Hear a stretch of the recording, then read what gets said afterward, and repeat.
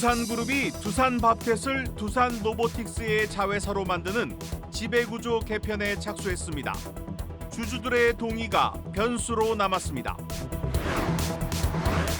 코스피 3000선을 눈앞에 두고 개인 투자자들이 지수 하락에 베팅하고 있습니다.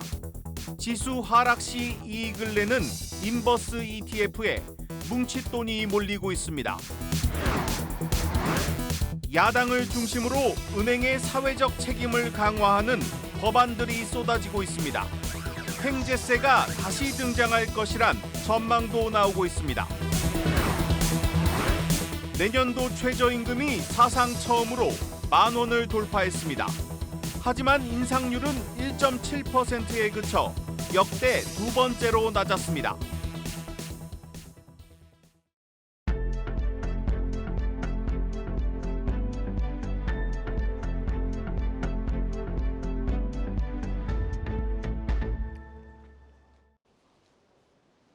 뉴스플러스 시작합니다. 두산그룹이 사업구조 재편에 착수했습니다. 두산에너빌리티의 알짜 자회사 두산밥켓을 상장 폐지해 두산로보틱스의 자회사로 만들기로 했습니다. 투자자들은 크게 동요하고 있습니다. 알짜 자회사를 내줘야 하는 두산에너빌리티의 주가는 오늘 급락했습니다. 취재 기자와 자세히 들여다보겠습니다. 산업부 강미선 기자 나왔습니다. 강 기자, 먼저 이 두산그룹이 좀 큰 틀에서 좀 교통 정리를 시작한 것 같은데 구체적으로 좀 어떻게 바뀌는 겁니까? 네, 먼저 두산밥켓을 두산에너빌리티에서 떼어내서 두산로보틱스와 합친다가 골자인데요. 표를 먼저 보시면요. 두산에너빌리티가 그동안 그룹의 중간 지주사 역할을 하면서 두산밥켓과 두산퓨얼셀 등을 종속회사로 두고 있었습니다. 여기서 두산밥켓만 떨어져 나와 두산로보틱스를 이제 자회사로 들어가는 것이 골자인데요. 그동안은 계열사들이 업종에 상관없이 다 묶여 있었는데 이제는 에너지면 에너지, 기계 로봇, 소재 이렇게 세 가지 부분으로 교통 정리를 한 겁니다. 두산그룹 관계자는 두산밥켓의 미래 먹거리 중 하나가 무인 자동화 건설 기계 개발이라며 두산밥켓이 북미 딜러망들도 두산로보틱스의 큰 힘이 될 전망이라고 설명했습니다. 네, 하지만 이 알짜 회사를 되어주는 두산에너빌리티 주주들은 당혹스러울 수밖에 없습니다. 오늘 시장에서도 이 같은 이 분위기가 극명하게 좀 나타났죠? 네, 오늘 시장만 보더라도 바로 알 수 있는데요. 그룹의 캐시카우를 이제 가져진 두산밥켓을 푸는 두산로보틱스는 주가가 23% 가까이 급등을 했습니다. 반면 떼어주는 입장인 두산에너빌리티 주가는요, 4% 넘게 빠졌는데요. 두산로보틱스와 두산밥켓의 교환 비율은 1대 0.63입니다. 즉 100주를 가지고 있다면 63주를 준다는 건데요. 두산에너빌리티 주주들도 100주를 가지고 있으면 약 3주 정도 받게 됩니다. 에너빌리티의 본업인 에너지 사업도 정권에 따라 영향이 좀 크고요. 시장에서는 두산에너빌리티의 이제 개인 주주 비중이 높은 만큼 주주의 반대가 커 무산될 가능성도 보고 있습니다. 불과 지난해 국민연금이 개인 주주들의 반대로 현대백화점 그룹인 이제 현대백화점 그룹이 현대백화점을 인적 분할에 떼어내려다가 무산된 바 있는데요. 이처럼 사업 재편에 실패할 수도 있습니다. 네, 보니까 이 두산에너빌리티는 이 소액 주주 비중이 63%입니다. 이 주가 상황에 따라 이 주총 통과가 쉽지 않을 수도 있겠습니다. 이 강 기자, 이 사업 재편, 이 두산그룹이 사업 재편에 나선 게 이 4년 전 이 대대적인 구조 조정을 한 이후에 처음이죠. 네, 맞습니다. 2020년에 채권당 관리 체제에 들어가면서 두산 인프라코어를 이제 현대 인프라코어가 됐는데 이처럼 그룹사, 계열사 분할과 그리고 매각 등이 이루어졌습니다. 사실은 두산은 128년 역사를 가진 우리나라에서 가장 오래된 기업인데요. 그만큼 시대에 따라서 여러 번 사업 재편을 해온 경험과 노하우가 있습니다. 먼저 두산은 옷감을 파는 가게에서 무역업, 그리고 1952년에 오비 맥주로 알려진 동양 맥주를 세웠습니다. 2000년대 들어서는 맥주 사업을 팔고요. 기계와 중공업 중심의 B2B 기업으로 체질을 바꿨습니다. 이처럼 글로벌 금융위기와 탈원전 정책으로도 어려움을 겪었지만 과감한 구조조정을 좀 회복을 했고 네. 현재 이제 세 가지로 이제 로봇은 로봇, 에너지는 에너지, 그리고 반도체 중심으로 첨단 제조사 기업으로 세 번째 변신을 꾀하고 있는 겁니다. 만약 이제 주주들의 동의를 거치면 이 두산밥켓은 이 상장 폐지가 되는데 구체적으로 일정은 좀 어떻게 됩니까? 네, 이사회에서 이제 결정이 됐지만 이 주주총회가 굉장히 결정적인데요. 일정을 한번 보시면요. 두산밥켓은 두산 로보틱스의 편입이 됨이 11월에 상장 폐지 예정입니다. 두산 로보틱스와 두산밥켓의 교환 비율은 이제 100주당 6.3이라고 했는데 이제 이번 합병에 반대하는 주주들은 9월 10일부터 9월 24일까지 반대 의사를 접수하시면 됩니다. 오는 29일까지 주식을 보유하고 있으면 주식 매수 청구권을 행사하실 수 있고요. 분할 합병 기일은 10월 29일이고 주식 교환일은 11월 5일입니다. 11월 1일부터 거래는 정지되고 11월 25일 다시 상장을 하게 됩니다. 네, 잘 들었습니다. 산업부 강미선 기자였습니다.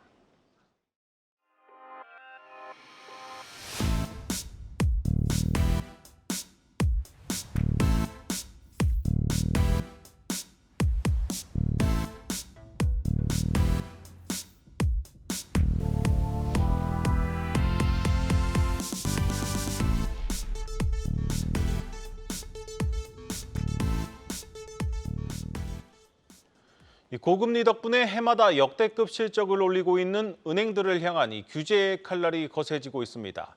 이 대출을 받은 사람들의 고금리 고통은 커진 반면 은행들의 이익은 갈수록 늘자 이 야당을 중심으로 은행의 사회적 책임을 강화하려는 움직임이 나타나고 있습니다.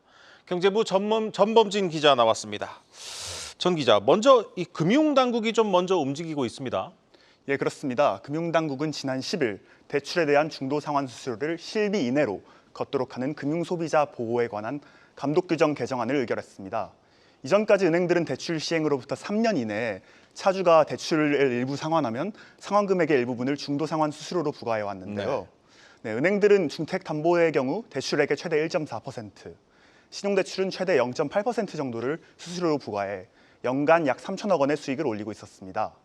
이번 규정 개정은 은행들이 대출을 포기하면서 입는 손실과 대출 과정에서 발생하는 인지세, 감정평가비 등 각종 비용을 실제 지출된 금액 내에서만 수수료로 받을 수 있도록 합니다.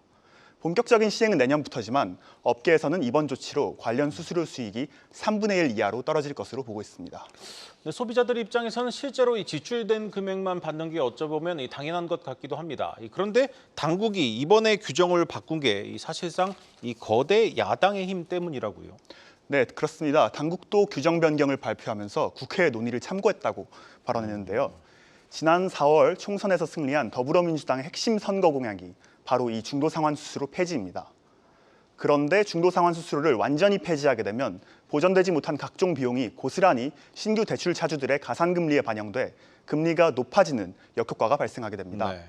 그래서 야당이 공약을 지키기 전에 부작용을 우려한 당국이 선제적으로 중도상환 수수료를 수술 때 올렸다고 업계에서는 해석하고 있습니다.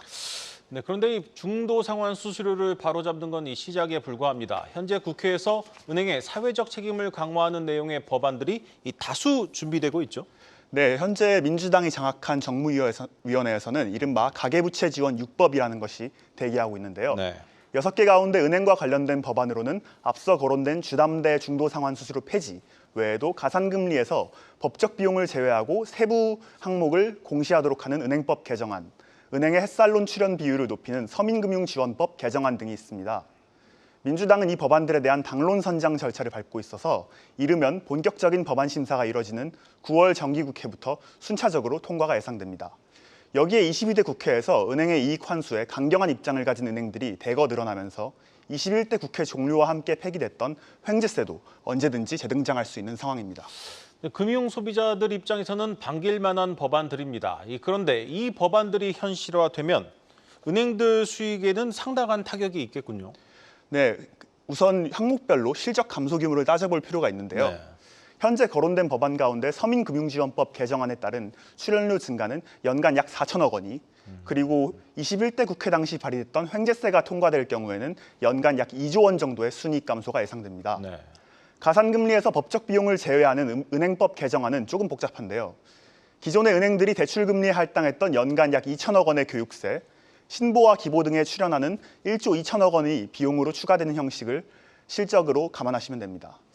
5대 금융지주의 연간 순이익이 약 20조 원 정도인 것을 고려하면 지금 거론되는 법안 하나하나가 연간 실적을 최소 1%에서 최대 10%씩 잠식할 리스크가 있는 겁니다.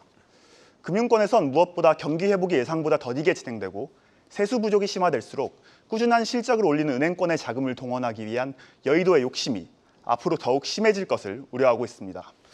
네, 은행들을 향한 국민들의 시선이 곱진 않지만 이에 편승한 이 거대 야당의 움직임 너무 거칠다는 생각이 듭니다. 잘 지켜봐야겠습니다.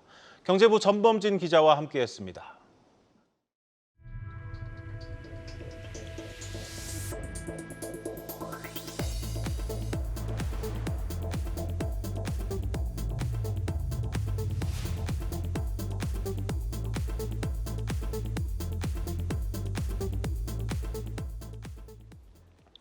코스피가 3,000선을 눈앞에 둔 가운데 개인 투자자는 하락에 외국인과 기관은 추가 상승에 베팅을 하고 있습니다. 모처럼 박스피를 벗어나느냐 기대는 크지만 그동안 개인 투자자들 좀처럼 국내 주식시장을 믿지 않는 모습입니다. 취재 기자와 자세히 분석해 보겠습니다. 증권부 조현 기자 나왔습니다.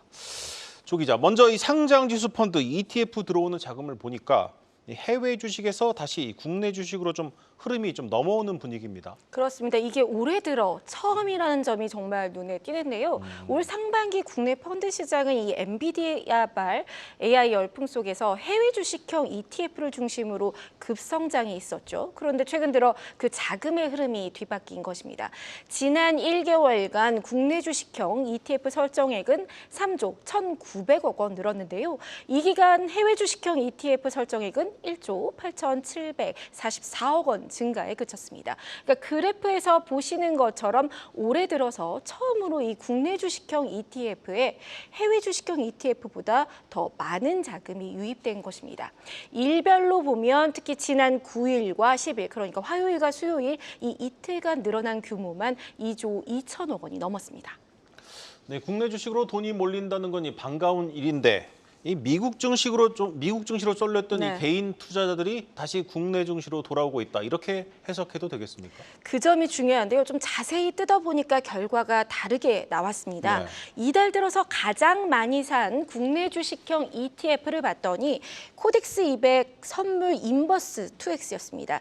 그러니까 코스피가 1% 하락하면 2% 수익을 얻고 1% 오르면 2% 손실이 발생하니까 코스피 200 선물 지수를 반대로 2배 추종하는 상품인데요. 무려 설정액이 1조 3,600억 원이 늘었습니다. 그러니까 강력한 하락에 베팅을 한 것이죠. 기관과 외국인이 매수한 것과 개인이 무엇을 샀는지 함께 비교해 보면 개인만 이 상승장에서 역방향 투자를 했다는 것을 알 수 있습니다. 지난 한 달간 기관은 오히려 코덱스 레버리지를 가장 많이 샀고요. 그 다음으로 코스닥 150 레버리지, 코덱스 200, 그리고 코액트 바이오헬스 케어 액티브 등이 뒤를 이었습니다. 그리고 외국인 역시 코덱스 200과 코덱스 레버리지가 상위권을 차지하고 있죠. 수익률도 역시 개인들의 손실이 큽니다. 지난 한 달간 수익률로 보면 코덱스 200 선물 인버스 2X는 마이너스 14.5%에 달하고 있고 코덱스 레버리지는 오히려 16.5% 상승세를 보였습니다. 그동안 이제 국내 증시가 박스권을 벗어나지 못하는 모습에 한계를 느낀 개인 투자자들이 최근 지수를 어떻게 보면 고점으로 보고서 단타성 투자에 나선 것이다. 이런 분석인데요. 네. 현재로서는 좀 손실이 누적되는 모습이고요. 외국인이 이끄는 상승장 속에서 국내 투자자들만이 코스피 상승을 함께하지 못한다는 부분은 좀 아쉬운 부분입니다. 대신 개인들은 미국 S&P 500과 나스닥 100 그리고 AI 테크 관련 ETF를 대거 순매수하면서 미국 증시에 집중하는 모습을 보이고 있고요. 최근 1개월간 수익률은 5에서 13%대를 보이고 있습니다. 네, 결국 기관과 외국인은 추가 상승을, 개인은 하락에 베팅하는 것인데 결과가 주목이 됩니다. 그런데 이 강세장을 점치는 이 증권사들은 어떤 분석을 좀 제시하고 있습니까? 증권사들이 최근 코스피 예상 밴드 상단을 3,000이 아니라 3,200선까지 높이고 있다. 이런 소식을 저희가 전해드렸는데요. 네. 가장 결정적으로 이 강세장의 트리거가 바로 금리 인하를 꼽았습니다. 그러니까 미국의 금리 인하 불확실성이 본격적으로 해소가 되지 않았습니까? 그러니까 외국인들이 순매수를 앞으로 더 이어갈 가능성이 크다. 이렇게 수급적 환경을 좋게 보고 있는 것이고요. 네. 또 실적이 뒷받침되는 기업들, 그중에서도 AI 반도체 훈풍이 더 확산되고 또 밸류업 관련주로 꼽히는 금융주와 자동차 등도 추가적인 상승 여력이 남아있다. 이런 분석입니다. 네, 잘 들었습니다. 증권부 조연 기자였습니다.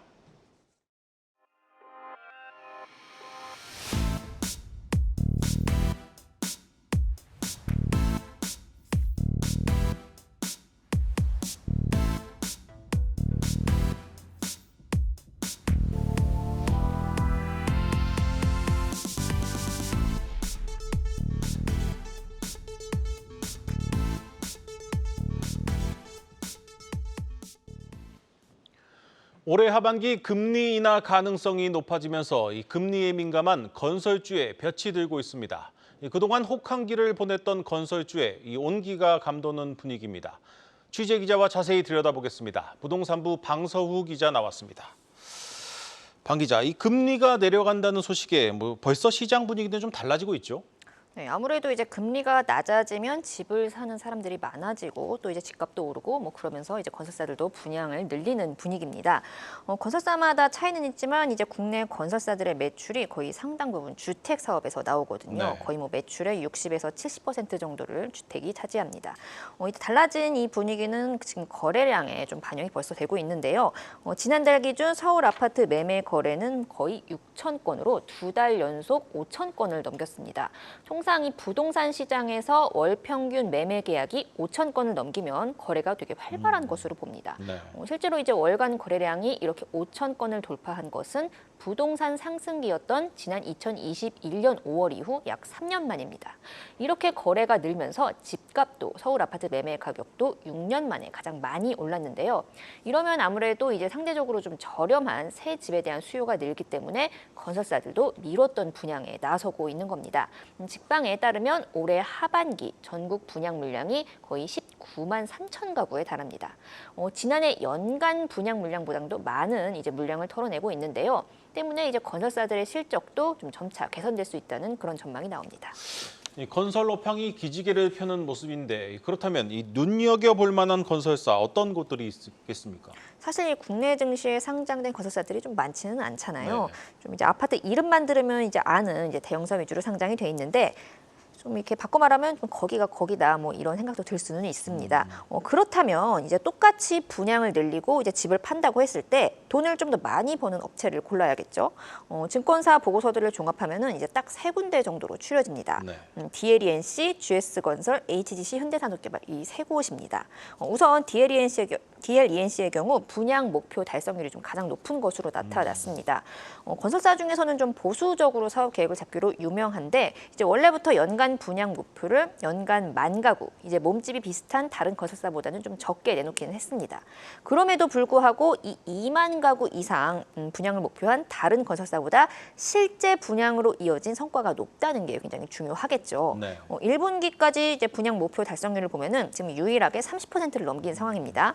그리고 자회사 DL건설까지 포함하면은 거의 40%를 넘길 것으로 예상이 되고요. 이에 DLENC는 이제 올해와 내년 모두 지금 주택 매출이 거의 3조 원을 웃돌면서 증권사들이 예상한 실적을 훌쩍 넘어설 것이라고 자신하고 있습니다. 그런데 이 GS건설 같은 경우는 좀 의외입니다. 불과 1년 전에 이 짓던 아파트 주차장이 무너져서 이 순사이자이라는 비판을 받기도 했는데 벌써 이렇게 회복을 한 겁니까? 일단 이제 그만큼 좀 이제 비용을 이 시에 많이 투입했기 때문에 좀 빨리 회복했다 이런 분석이 좀 지배적이긴 합니다. 네. 실제로 이제 GS건설의 올해 2분기 영업이익이 지금 거의 1,000억 원대를 기록하면서 지난해 대비 흑자 전환이 예상되고 있는데요. 이제 붕괴 사고가 이제 말씀하신 것처럼 지난해 4월이었습니다. 재시공 등에 들어가는 비용 5,500억 원을 지금 작년 2분기에 일시에 반영하면서 부담을 굉장히 빨리 털어낸 모습입니다. 건축 부문 이익률도 따라서 지금 8%대를 회복할 전망입니다. 이제 그리고 중요한 거는 올해 2만 가구, 또 내년에는 3만 가구가 입주를 앞두고 있기 때문에 현금 흐름도 개선될 것으로 보입니다. 이 입주 물량이 많다는 것은 이제 우리 수요자들이 잔금을 내잖아요. 그럼 아무래도 이제 현금 유동성에 도움이 되는 면이 있습니다. 그리고 또 지난해 10월 오너가 4세 허윤웅 대표가 주력하는 신사업 부문에서도 지금 꾸준한 성과가 나오고 있다고 합니다. 그런데 참 공교롭습니다. 방 기자가 언급한 이 HDC 현대산업개발도 2년 전에 광주에서 아파트가 무너졌던 건설사인데 이 HDC 현대산업개발의 경쟁력은 뭡니까? 사실 이제 그동안 건설사들이 좀 집을 짓고 팔아도 남는 게 없었습니다. 우리가 지금 앞서서 이제 분양 얘기를 하긴 했지만 공사비가 굉장히 이제 많이 오르면서 이제 원가 부담도 높아졌고 따라서 이제 원가율이 거의 90%를 웃도는 상황입니다. 네. 원가율이 90%라는 거는 이제 매출 1조 원을 올려도 남는 게 거의 1,000억 원밖에 안 된다는 소리잖아요. 예금이자보다도 못 버는 건설사가 나오는 이유기도 합니다. 그래서 이제 현대건설 같은 경우 건설업계 큰형님이라고 불리는 현대건설 같은 경우만 봐도 지금 영업이익률이 거의 뭐 2%대로 주저앉은 상황이고요. 그런데 이제 HDC 현대산업개발은 이거를 자체 사업을 통해서 이 마진을 좀 획기적으로 높이고 있습니다. 그러니까 한마디로 그 시행사 역할까지 같이 하고 있다는 소리죠. 특히 이제 오는 9월에 이제 사업비만 4조 5천억 원에 달하는 광운대 역세권 개발 사업이 착공 예정인데요. 지금 사업 용지 취득 원가가 약 6천억 원 정도 된다고 합니다. 여기에 지금 이제 3천 가구의 대단지 아파트를 짓고 또 호텔이나 컨벤션 등의 운영 자산으로 얻을 수 있는 수익을 따져봤을 때 거의 20에서 30% 정도의 높은 이익률이 기대된다는 분석이 나옵니다. 네, 잘 들었습니다.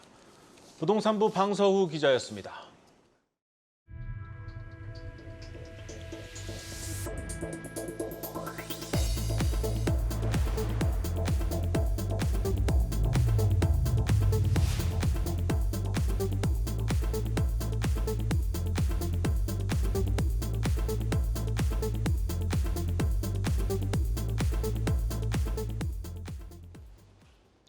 한국공항공사가 5년 전 수주한 페루 친체노 신공항 사업이 위기를 맞고 있습니다. 이 시공사인 현대건설 컨소시엄의 유동성 문제가 불거지면서 사업 지속이 불투명한 상황입니다. 이지호 기자의 단독 보도입니다. 한국공항공사가 도하엔지니어링, 건원엔지니어링, 한미글로벌 등과 지난 2019년 수주한 페루 친체로 신공항 PMO 사업이 연기됐습니다. 시공사인 현대건설 컨소시엄이 자금 유동성 문제를 제기하고 나서면서 공항 건설 자체가 늦어지고 있기 때문입니다. 페루 교통통신부가 발주한 친체로 신공항 공사를 수주한 현대건설 컨소시엄은 인플레이션으로 자금력의 유동성에 문제가 생겼다며 계약금을 높이고 기간을 연장해달라고 주장하고 있습니다. 현대건설 컨소시엄은 현대건설 지분율이 35%로 가장 높고 멕시코의 ICA, 중국의 시노하이드로, 페루 현지 업체 HV로 구성됐습니다. 내년 7월 완공 예정이었지만 전체 공정률이 6월 현재 65.3%에 불과해 합의가 이루어져도 내후년 하반기나 되어서야 공사가 완료될 전망입니다. 다만 이마저도 페루 측에서 수용이 곤란하다는 입장이라 공기가 무기한 지연되고 있습니다. 당초 계약금은 우리 돈 약 5,563억 원 수준입니다.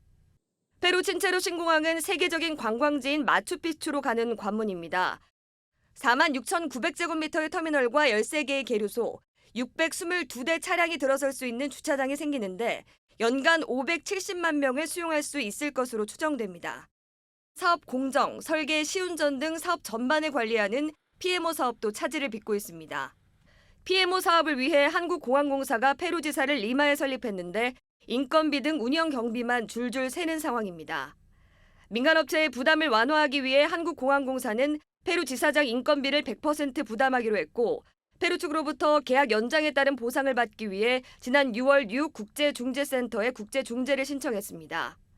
신공항의 성공 여부가 점차 불투명해지면서 시공사를 넘어 PMO 사업에 참여한 건설사들로 유동성 위기가 확대될 수 있다는 지적이 나옵니다. 한국경제TV 이지호입니다. 오늘 준비한 뉴스 플러스는 여기까지입니다. 함께해 주신 여러분 고맙습니다.